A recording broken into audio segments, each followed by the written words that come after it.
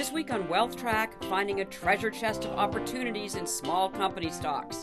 In a rare TV interview, the Royce Funds Whitney George discovers value, growth, dividends, precious metals, and international gems in the small cap space. Next on Consuelo Mack Wealth Track.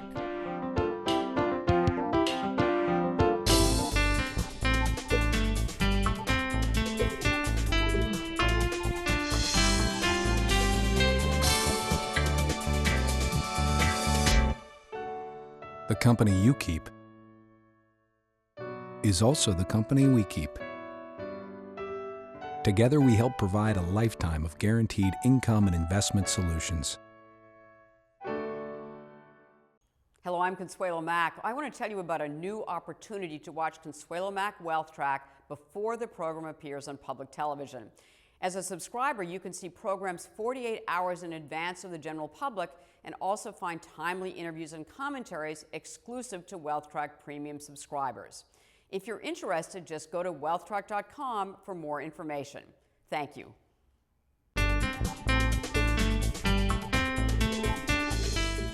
Hello and welcome to this edition of Wealth Track. I'm Consuelo Mack. What makes a great investor? Well, one of the most interesting articles on the topic recently is by one of my favorite financial journalists, Jason Zweig, who writes the Intelligent Investor column in the Wall Street Journal. Called Keynes Stock Picker Extraordinaire, Jason cited a research paper by two finance scholars in England who have picked apart the investment portfolios of none other than John Maynard Keynes, the world-famous British economist who created the Keynesian school of thought, which advocates government intervention in the economy and is practiced by many economists today, including Federal Reserve Chairman Ben Bernanke. It turns out Keynes was also one of the greatest investors of the past century, but not always, and therein lies the lesson for the rest of us. In his early investment days, Keynes was a macro investor, a very popular trend today, relying on monetary and economic signals to rotate in and out of stocks, bonds, and cash. But as Zweig notes, he wasn't very good at it. He actually lagged the British stock market miserably until 1928. He even had 83% of his primary portfolio in stocks going into the fall of 1929.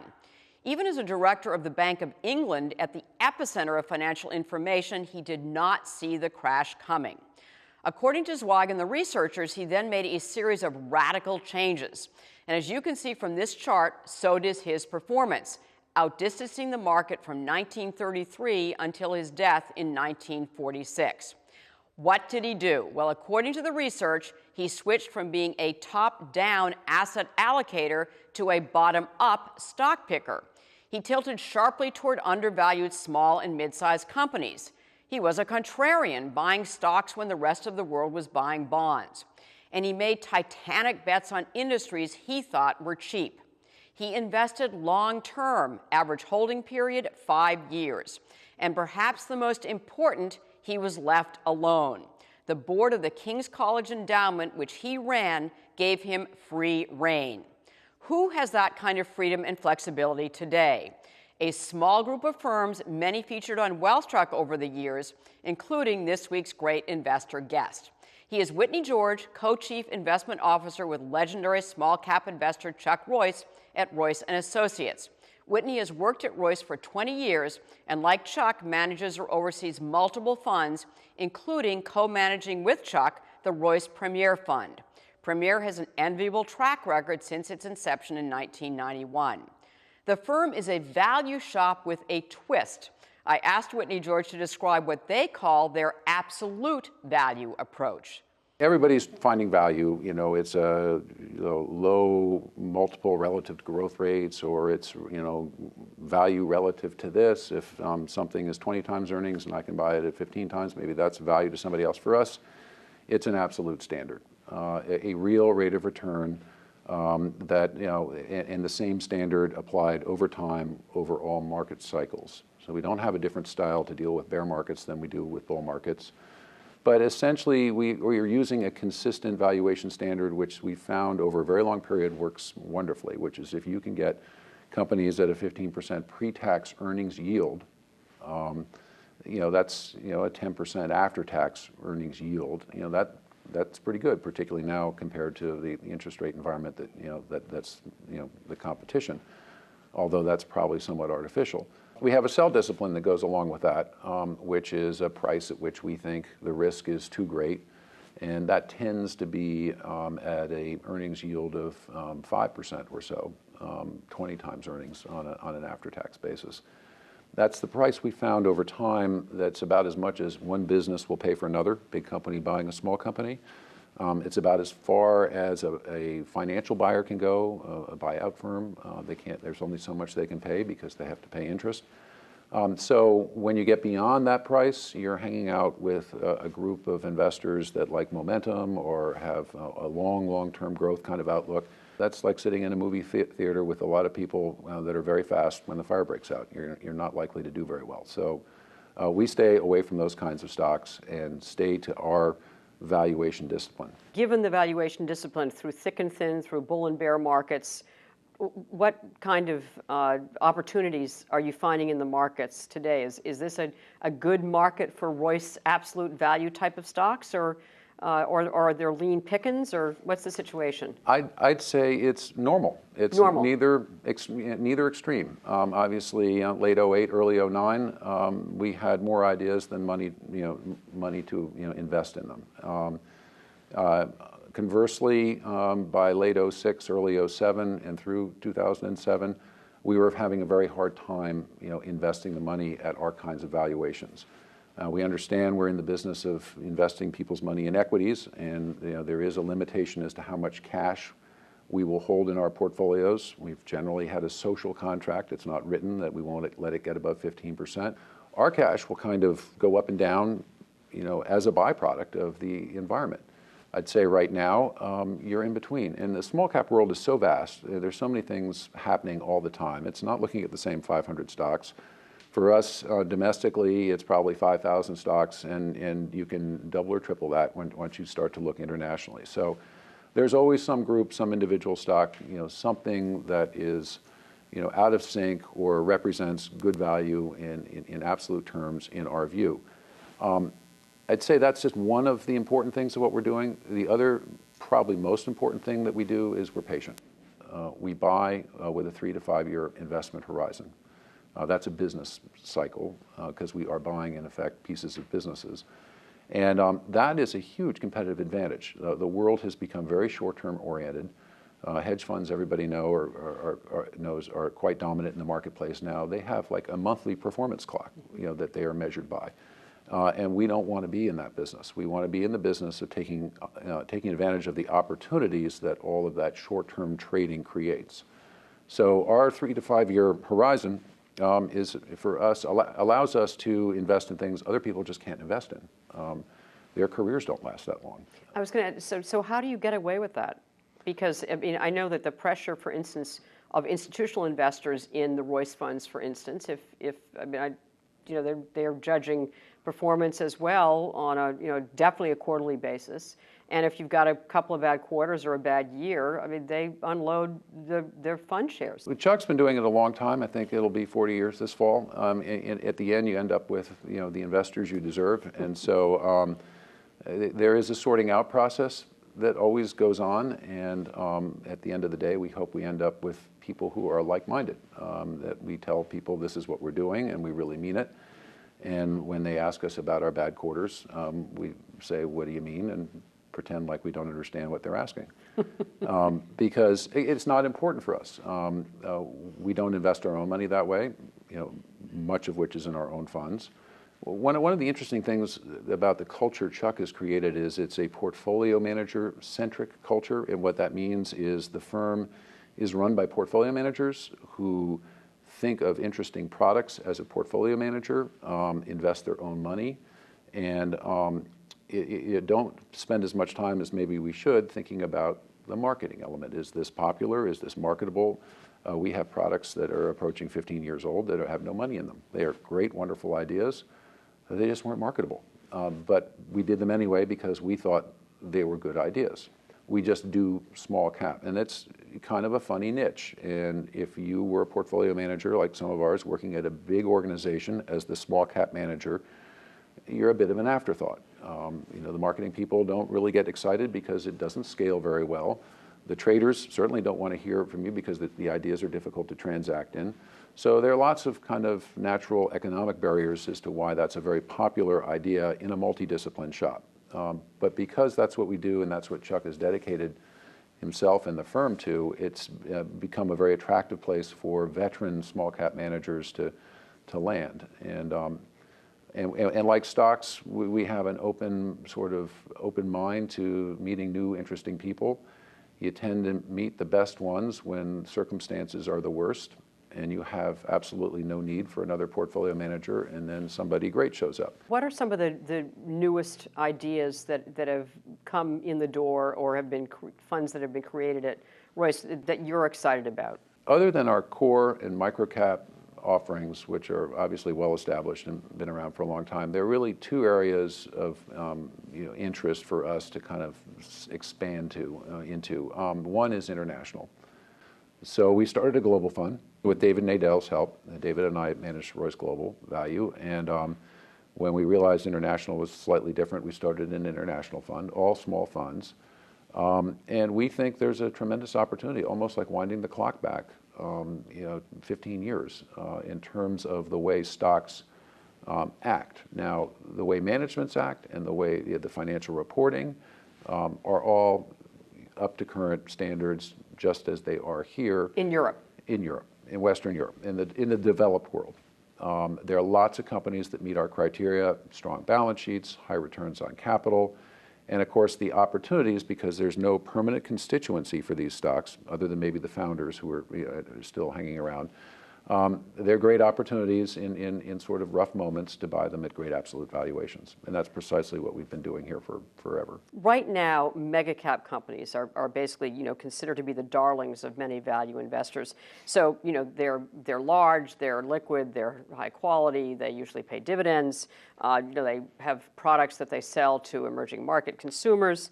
So how can small caps compete against the mega cap darlings of value investors today? I don't think they have to compete. That's not important to us. I agree there are some very, very inexpensive mega cap stocks that meet our absolute valuation criteria. In fact, we're dabbling with a couple of multi-cap kinds of portfolios just because we're interested in that. So Microsoft, Apple 3 months ago, Exxon for the last couple of years, very, very inexpensive stocks on absolute terms. So would Royce actually consider a small cap fund, mid cap fund, specialists actually consider dabbling if you're seeing absolute returns somewhere? It might go there? I don't think it's kind of a permanent condition. I think it's a momentary condition. I think we were there certainly in the early 1990s. I mean, it happens after bear markets. I don't expect it to persist. So it would be very hard to build a product out of a temporary condition. As far as going into this year, you were pretty fully invested. As a matter of fact, I think you said in one of your reports you were as fully invested as you've ever been going into 2012. How are you feeling now after the big rally that we've had? I was feeling really great about a month and 2 weeks ago at the end of February because we had 2 fabulous months. Yes. The last month and a half now has been a little bit rockier as we go risk on, risk off. Are we going to have QE or not have QE? But I mean, we got there because of the math, because we were finding lots of compelling opportunities, and that's still true. I mean, maybe our cash is a hair higher in some portfolios than where it was, but not really in a significant way. And for everything that we find that maybe we should prune back right now, there are plenty of opportunities to reinvest the capital. One of the things that some of the themes that I've noticed that Royce is following is that you own some substantial positions in gold and silver mining stocks. And number one, gold has had a huge run over the last 40 some odd years. Gold mining stocks not as large. How do you feel about gold now? I don't actually think gold prices are going up so much as what we're measuring them with, dollars or euros or yen, have been going down. Yes. So this is part of the money printing that's been going on, and it goes easily back to 1998 when Greenspan bailed us out of long-term capital in the Asian crisis by providing liquidity. And so we meet each crisis with liquidity and more liquidity, and now the rest of the world has caught on. Japan, certainly the Europeans have finally begrudgingly joined the party. And so it seems to me that if the currency you're using to buy stuff is infinite, then you want to own finite stuff. And gold is a simple thing to point to, but we do other things. We own a lot of industrial companies, factories. We own things in the agricultural space, fertilizer companies. Things that essentially are hard asset kinds of themes, as opposed to a lot of financial stocks. Brands can be very good in kind of an inflationary. They're hard to replicate, and they'll be even more expensive to replicate down the road. But silver is surprising because it's not one of the more mainstream ideas, and it's, as a matter of fact, I was surprised to hear that the Royce funds were buying and invested relatively substantially for you all, I guess, in silver mining stocks as well. So what we might have? We have a few silver mining stocks, right? And so what's the story with silver? It's kind of a small cap guy's precious metal, I guess would be the way to look at it. It's $32 or $33 an ounce versus $1,700 or $1,650 or wherever we are. It's really a fascinating material just to look at because there's not a lot of it around the world. There's maybe 2 billion ounces floating around in society that's not underground, probably about the same in ounces as gold, but the price is very different. So it's a small market, but it's got a lot of interesting industrial characteristics with more and more uses that some which we've known about for centuries that aren't I guess common knowledge, that the reason that you give babies silver rattles and silver spoons is because it kills bacteria on contact. It's got, its electrical properties, its conductivity. It's used in a lot of electronics. Every cell phone has something like 25 microns of silver, which is, nothing immeasurable until you start multiplying it times, 6 billion cell phones or smartphones. So the demand is there and the supply is finite. It really only occurs in the earth about 20 times as often as gold. So there's kind of some natural barriers going on here, which is why the silver-gold ratio, when it was a currency, was often pegged to 15 to 1 or 20 to 1. And now it's like 50 to 1. And so lots of reasons for a very, very long time to think that silver wasn't a good idea. Warren Buffett owned, I think, 130 million ounces in 1996, which, that intrigued me and it got me thinking about silver. He subsequently quietly sold it or lost it to contracts or something along the way. But it's just a very interesting risk-reward kind of proposition. Unfortunately, our funds don't invest in commodities. Right. We don't own gold, we don't own silver, we own stocks. And the mining stocks have been a very different story than the commodities. And that has to do with the fact that, unfortunately, most of these mining companies have their minds in difficult jurisdictions. Politics come into play.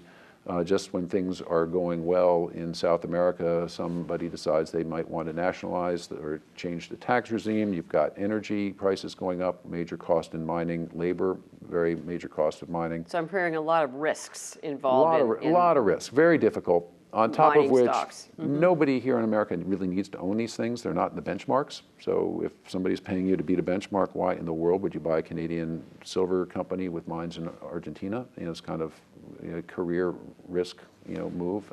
So, and the answer to your question is, for the Royce funds, why in the world would you buy these things? Yeah, well, I get that question a lot. Why in the world would you buy these things? Because they're very inexpensive.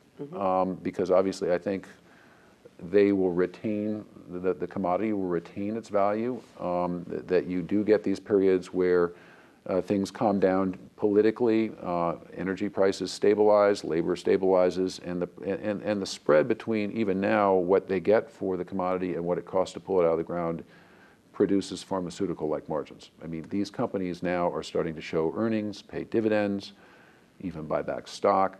And it is a perfect area for small cap investors because the big ones trade at bigger valuations than the small ones. And you can't just decide to go start a silver mine, it's a very long lead time. They're not discovering a lot of new deposits, so there's a lot of M&A activity that goes on. So is there are there one or two mining stocks that you're kind of emblematic of where Royce is investing in this area? I think in this area in particular, you need a portfolio approach. Okay. So you can find companies, you try and find them in safe jurisdictions. We own a company called Allied Nevada. We own some silver companies. Pan American Silver is Canadian-based with mines throughout Central and South America, so they've got at least a diversified portfolio of mines. Some of the London-based companies have been good performers. They seem to have a more conservative culture, more about paying dividends to their shareholders and less about issuing more stock, all the time. So it's a capital-intensive industry. They have been capital-starved for many years, so they're they're ravenous when conditions are good, and the group just has not performed anywhere near. But I think It's over potential. time, yeah, maybe you have to actually run out of silver before people are interested in silver mines. I'll probably still be kicking and trying and screaming. I don't know how many shareholders I'll have with me at that point, but it's something that I think it's a very interesting space, and having some exposure, it doesn't necessarily have to be through the Royce Funds, to something like that, I think is very interesting for people. You're still not buying banks. Do you wish you had in the first quarter? We look for strong balance sheets, low financial leverage, and high operating leverage, high returns on capital. And banks need to use a lot of leverage, and they don't earn particularly high returns on assets or capital or any kind of measure. And now they're under regulatory pressure, and so the proposition isn't there for us. Now, there are other parts of the financial services industry that are incredibly interesting.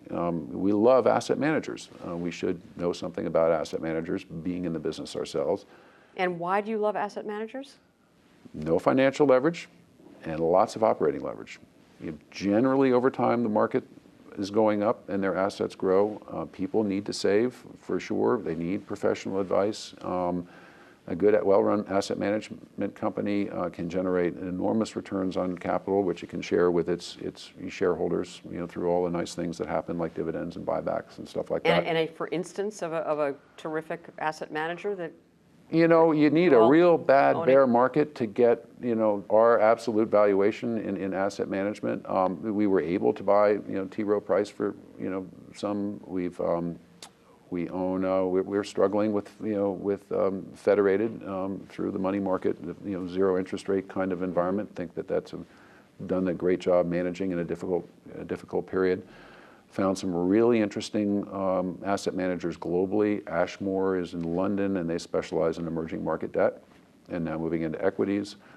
There's a Swiss company called Partners Group in private equity, which has been fantastic. There's a Canadian asset manager, Eric Sprott Asset Management, which specializes in natural resources of all things, and you can imagine he's not very popular right now. One investment for a long-term diversified portfolio, what should we all own some of? And you cannot recommend any of the Royce funds, of course.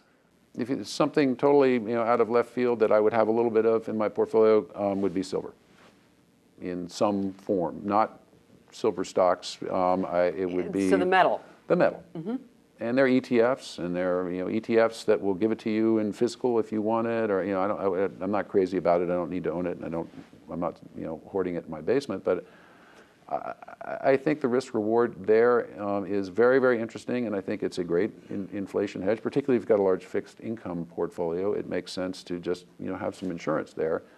And I think that it could be even more dramatic in terms of what its potential is because of its industrial use than gold if things start really to roll in that direction.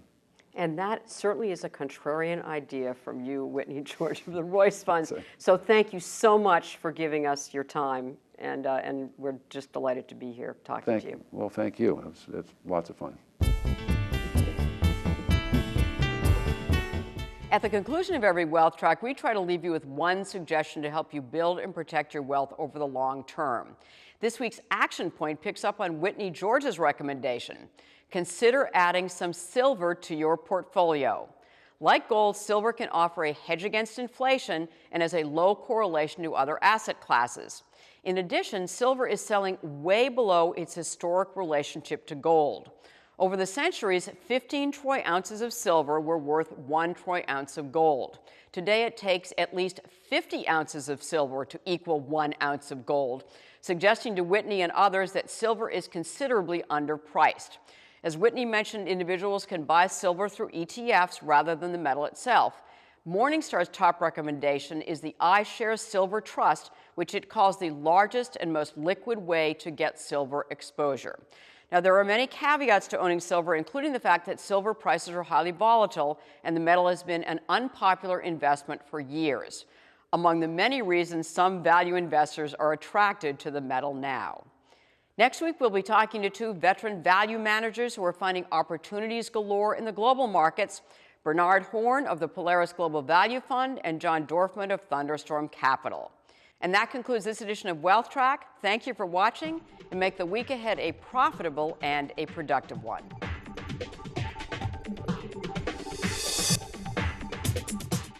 Additional funding provided by Loomis Sales, investors seeking exceptional opportunities globally. Wintergreen, your home for global value. And Research Affiliates, an efficient index for an inefficient market.